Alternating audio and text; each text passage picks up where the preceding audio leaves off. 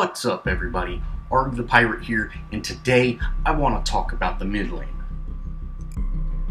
Now the mid lane is the fastest paced lane in the game.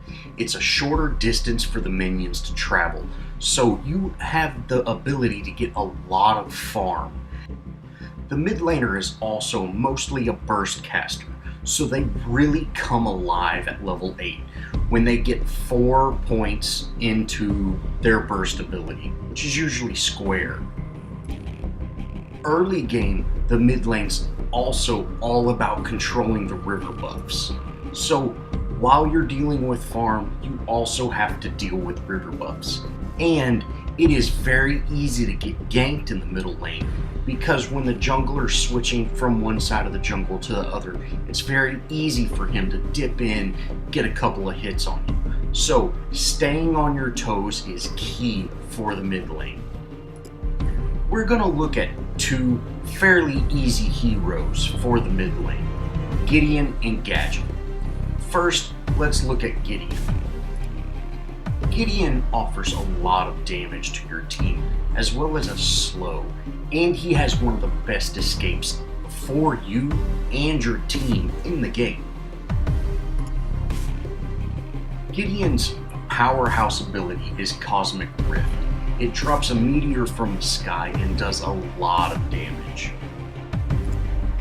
This ability should be your priority upgrade. By level 8, this ability should have 4 ranks in it. Gideon's slow ability is Burden, but it's a lock-on ability. Once it's applied to a hero, it deals 4 ticks of damage, as well as applies a slow to them.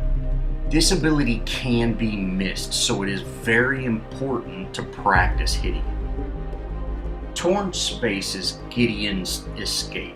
It creates a portal allowing him to quickly teleport units away. This also can be used by your teammates by them going to the beginning portal and jumping.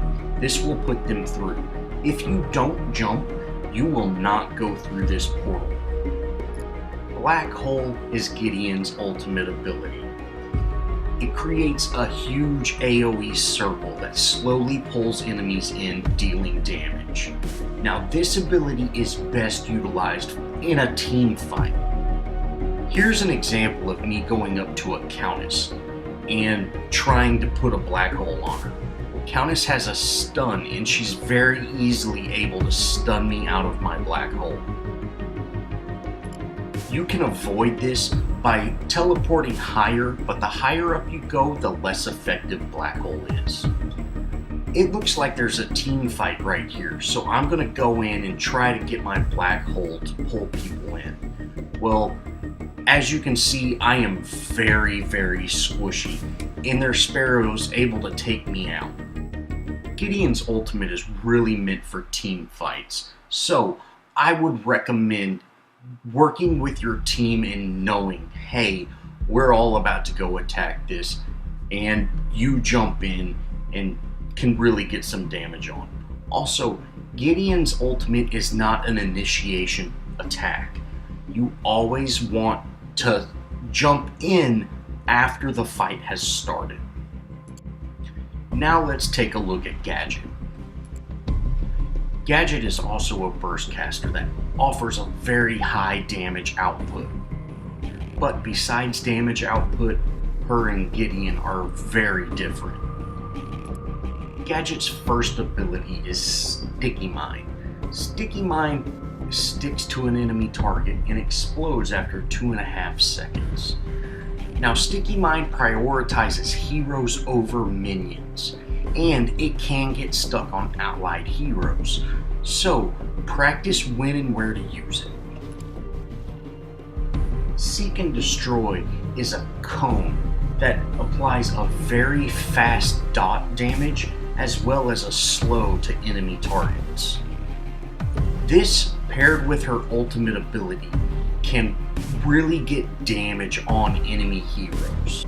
Seek and Destroy deploys where you're aiming, but if you want to do a long range shot but decide to change your mind, you can hit the activation button again, and it will stop where it is currently in flight and deploy.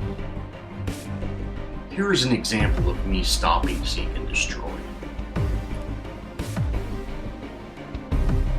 Speed Gate is Gadget's escape or speed up mechanism. It's an electric fence in a way that applies a speed boost to all heroes that run through it, as well as minions. Gadget can use her speed gate to speed up the minions process and really run down a lane faster, just in case you're pushing a tower. Tesla Dome is Gadget's ultimate ability. It's a giant dome that does a lot of ticking damage, and it also applies a slow to enemies that are in it. So this, paired with your Seek and Destroy, can almost stop enemies in their place while they're taking massive amounts of damage.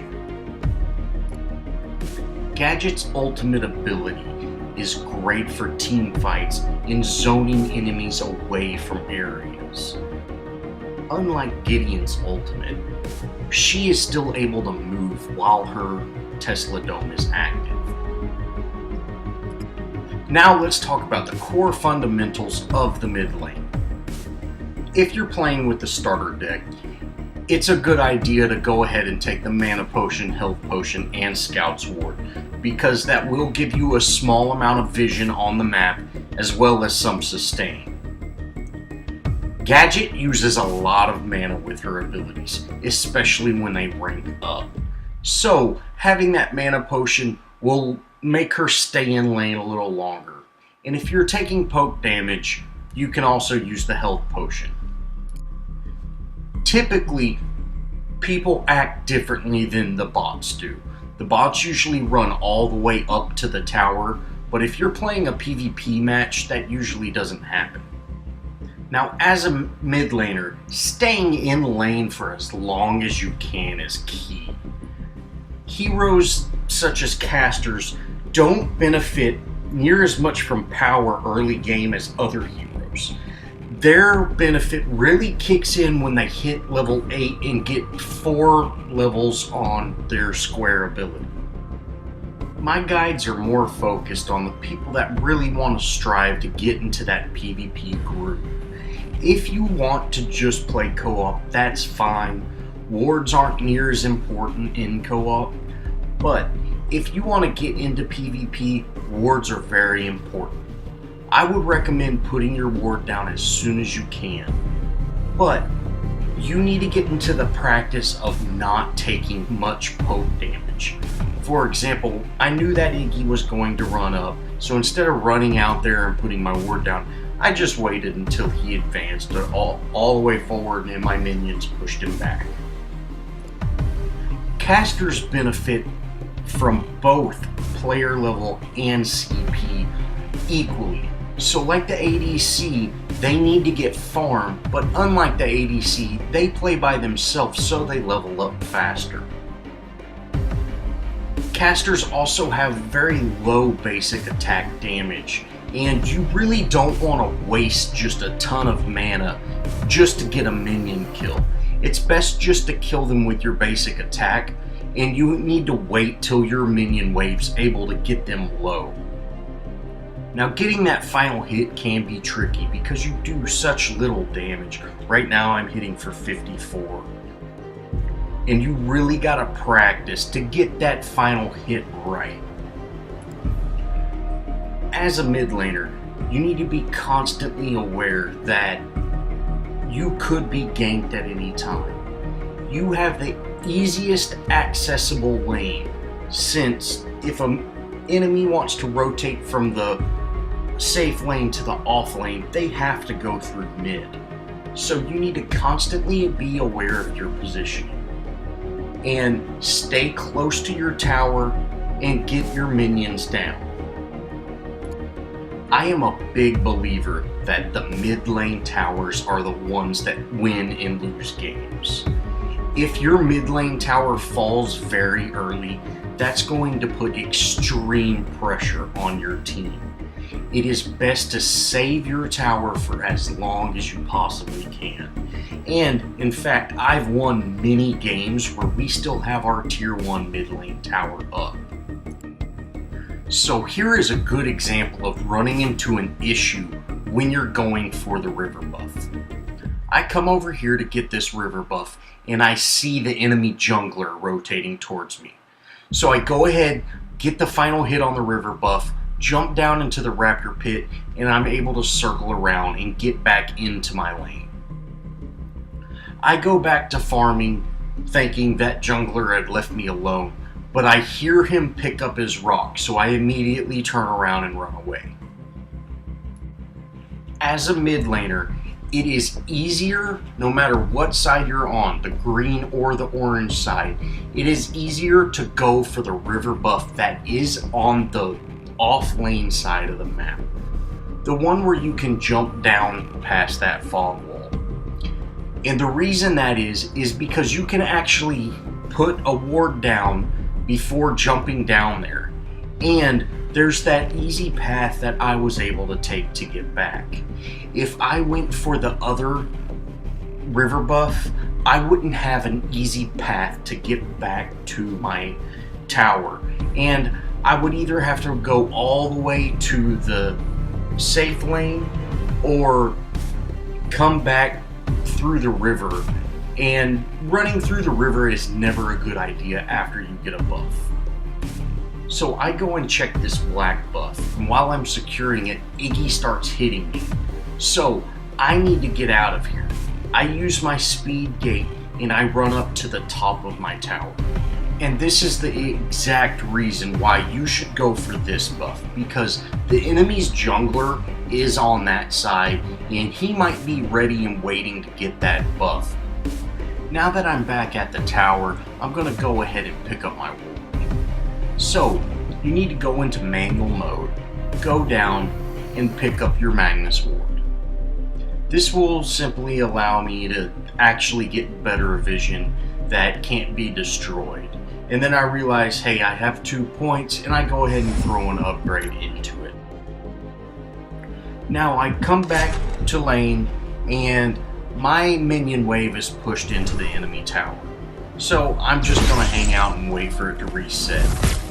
Now this little ledge that I'm standing on is a great place to lane in, because you're kind of protected if someone comes around from the side. They can't easily just jump up to you unless they are a hero that has that specific ability. And it's just a very good place to stay, because if you do poke the enemy mid laner, the minions will usually have to turn around by the time the aggro drops. This is me in an example of a gank. Unfortunately, I ran out of mana and we weren't able to secure that. But as the mid laner, it's very easy for me to go to a lane. But don't forget, it's also very easy for enemies to come to my lane. Now that gank is going to cause my tower to start taking a little damage. There is nothing I can do. I'm very low in mana and I'm pretty low in health. I'm going to have to back to the tower. I'll go ahead and throw a 2-point upgrade in and then run once I get full on health. I can always come back and get my mana later. I'd rather save as much damage from hitting my tower as I can. I can utilize my speed gate to get into my tower a little faster. I throw a bomb down. Unfortunately, that minion died before I could get him with it, and I'm able to kind of push this lane back without taking too much damage in my tower. Well, that's going to wrap it up for my basics to mid laning. Mid laning is one of the more complicated positions in Paragon, just because you've got so many elements that you have to worry about. You need to try to rotate, as well as defend the fastest pushing lane, maintain control of the river buffs, and constantly ward. Don't let that scare you though. Mid lane is, in my opinion, the funnest lane to be in. It's very action-packed, and I really like the burst cast heroes that just do massive amounts of damage. Well, I hope this video helped you kind of understand the mid lane role, and if it did, show me some love, give me a comment, let me know if there's anything that I was kind of unclear about, or if you have any questions, let me know and I'll be sure to get back with you. As always, thanks for watching, and I'll see you in the next video.